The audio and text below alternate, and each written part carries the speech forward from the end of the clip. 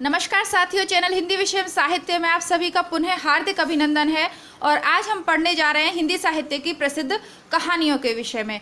Net परीक्षा के संदर्भ में मैं यदि बात करूं तो यह कहानियां प्रकाशन वर्ष के अनुसार क्रमानुसार लगाने वाले प्रश्नों में भी पूछी जाती हैं और अलग से भी इन कहानियों के प्रकाशन वर्ष से संबंधित प्रश्न भी परीक्षा में पूछे जाते हैं। साथ ही साथ रचना और रचनाकारों के जो सुमेलित करने वाले अर्थात मिलान करने वाले जो प्रश्न आते हैं उसके अंतर्गत भी इनसे प्रश्न पूछे जाते हैं।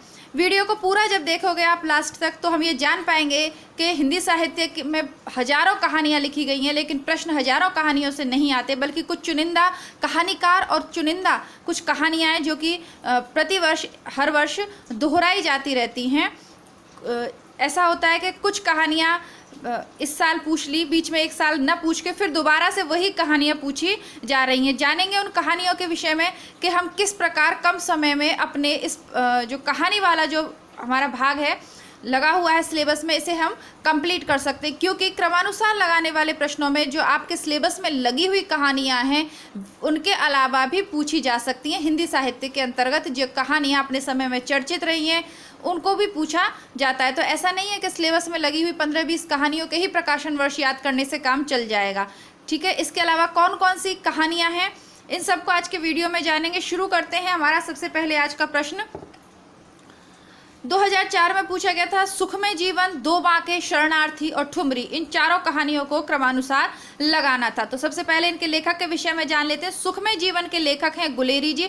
जैसा कि मैंने आपको पूर्व में भी बताया है, पुराने प्रश्न पत्र जब सॉल्व करवाए थे, कि गुलेरी जी ने अपनी ज़िंदगी में सिर्फ 3 कहानियाँ लिखी हैं। उसने कहा था बुद्धू का कांटा और सुखमय जीवन, लेकिन तीनों ही कहानियाँ हिंदी साहित्य की प्रसिद्ध कहानियाँ हैं। विशेषतः उसने कहा था कहानी हिंदी साहित्य की कहानी का जो इतिहास है उसके अंतर्गत मील का पत्थर साबित हुई, उनकी प्रसिद्धि का आधार है। और केवल एक कहानी ने, हालांकि उन्होंने और भी लिखी हैं, जैसे कि उनके निबंध हैं कछुआ धर्म, मोहे मारे सी मोहे कुठाव, ये भी पूछे जाते हैं। जैसा मैंने कहा कि वो प्रसिद्ध संस्कृत के विद्वान भी थे और प्रसिद्ध रचनाकार भी थे, लेकिन एकमात्र कहानी के कारण वो साहित्य जगत में सदैव अमर हो गए। वो कहानी है उसने कहा था, और उन्हीं की दूसरी कहानी है सुखमय जीवन। तो यहाँ सुखमय जीवन पूछी है, वैसे अधिकतर उसने कहा था उनकी पूछी जाती है। प्रकाशन वर्ष सबका एक ही है, 1915, इसलिए मैं आपको ये तीनों बातें बता रही हूँ कि तीनों कहानियों में से सुखमय जीवन, बुद्धू का कांटा, उसने कहा था, तीनों कहानियों का प्रकाशन वर्ष 1915 है। और तीनों की तीनों कहानियाँ चंद्रधर शर्मा गुलेरी जी ने लिखी हैं। और देखिए क्रमानुसार पूछ ली गई हैं। एक बार 2004 में सुखमय जीवन पूछा है, 2005 में बुद्धू का कांटा पूछा है और 2006 में उसने कहा था। क्रमानुसार उनकी कहानियाँ पूछ ली गई हैं। सबसे पहले आएगी हमारी उसने कहा था सुखमय जीवन गुलेरी जी की।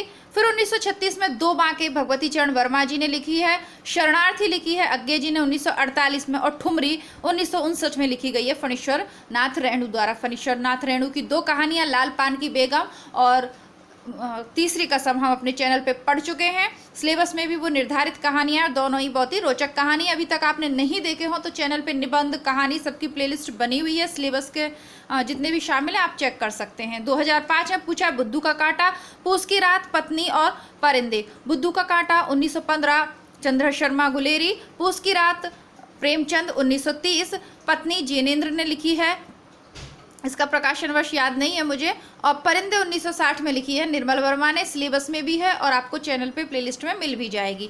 आगे देखते हैं। जून 2006 में उसने कहा था 1915, कफन 1936 प्रेमचंद, रोज पूछी है अज्ञे की, जिसको कि वर्तमान में गैंग्रीन के नाम से जाना जाता है। ये मैं आपको चैनल पे करवा चुकी हूँ, सिलेबस में भी है नेट परीक्षा के, और यही सच है।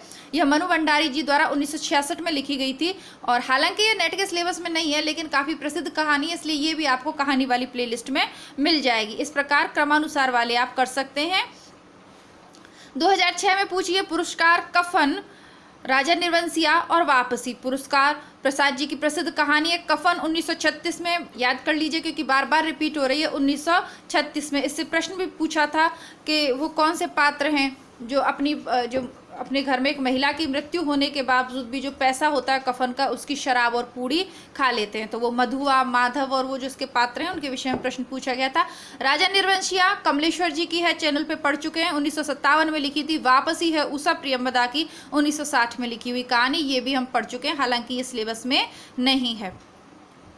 जैसा कि मैंने आपको कहानियों को पढ़ाते समय कहा था कि मैं आपको चैनल पे जो प्लेलिस्ट है कहानी की, उसमें उन्हीं कहानियों को जोड़ रही हूँ जिनसे बार बार प्रश्न पूछे जाते हैं। किसी भी कहानी को पढ़ने के साथ जब लेखक परिचय के साथ आप कहानी पढ़ लेते हो तो वो सदैव स्मृति में अंकित हो जाती है। इसलिए ये एक प्रसिद्ध कहानियाँ मैं आपको पहले ही पढ़ा चुकी हूँ।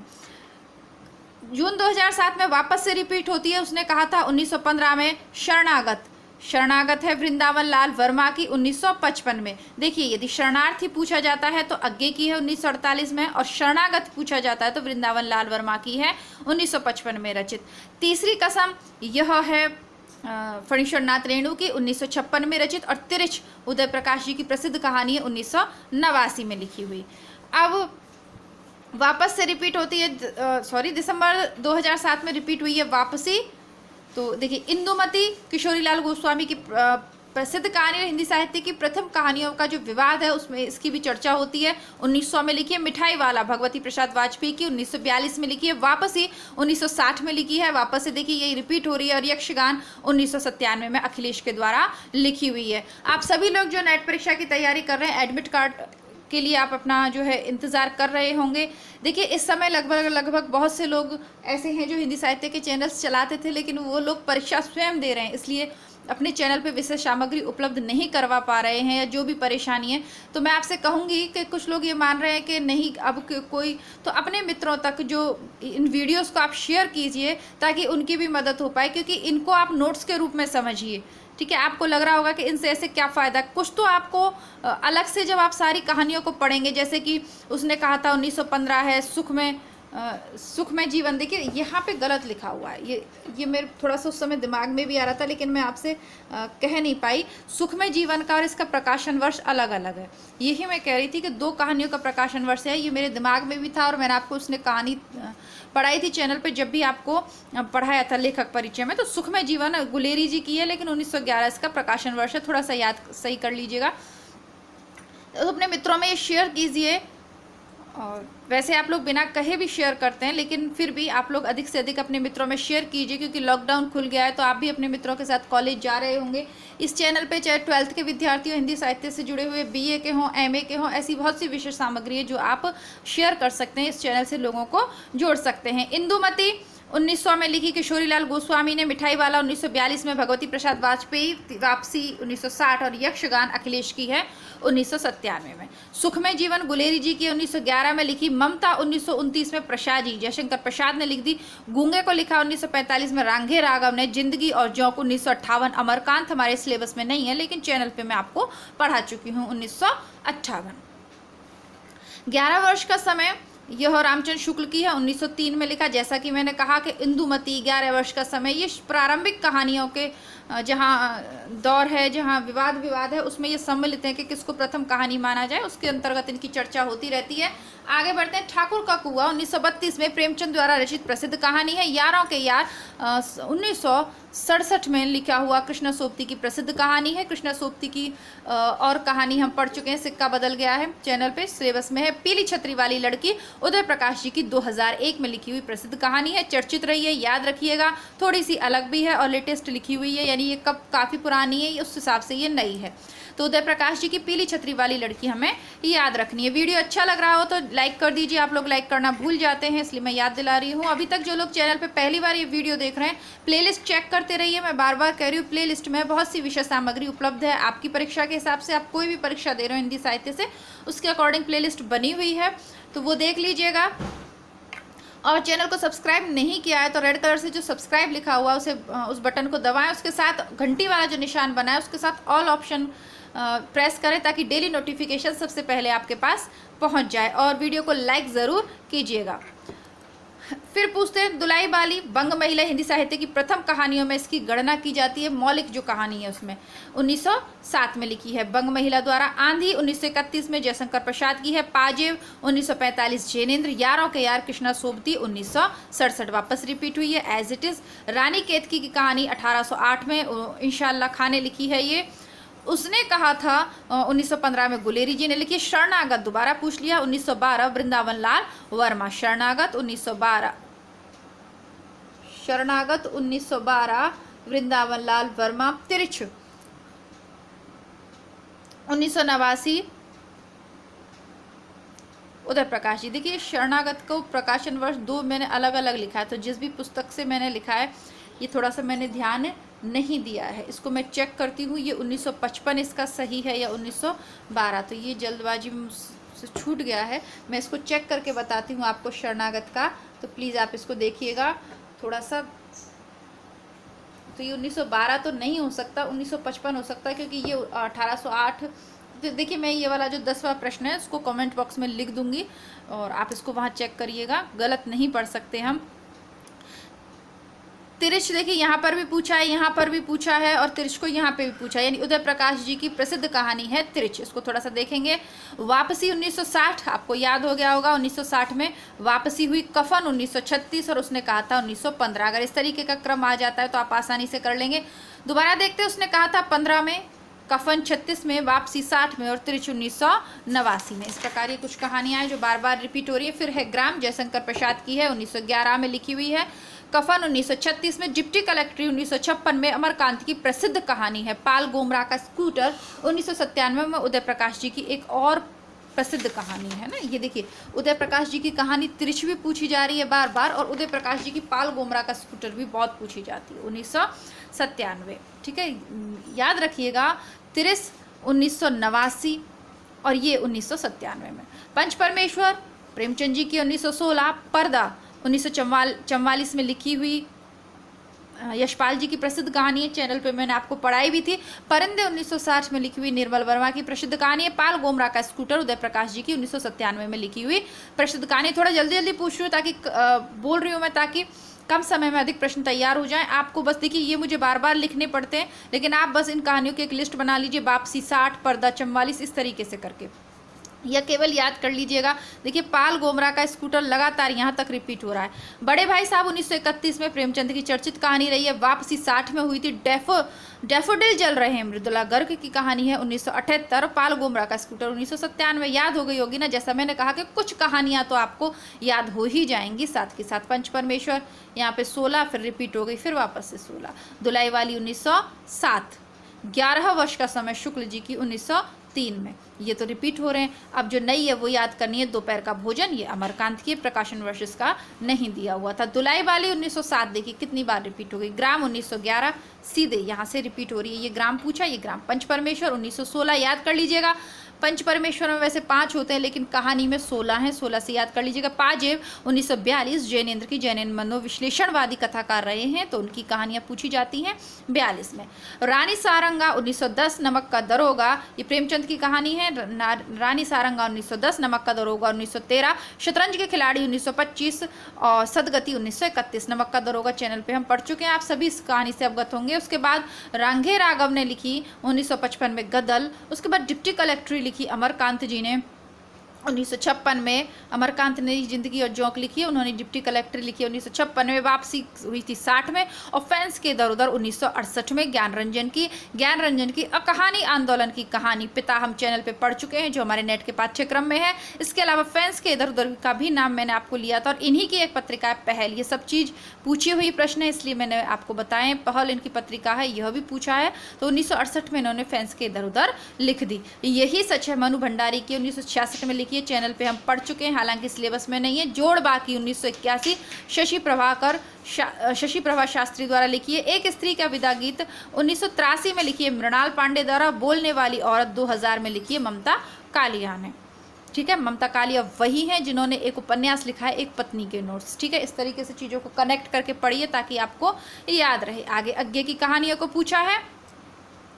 विपथगा 1937, परंपरा 1944, शरणार्थी 1948 और अमर वल्लरी 1955। देखिए अज्ञे की जो नाम है, चाहे उपन्यासों की बात करें, चाहे इनके काव्य संग्रहों की बात करें, चाहे कहानी की बात करें, नाम थोड़े से अलग हैं। ठीक है, शेखर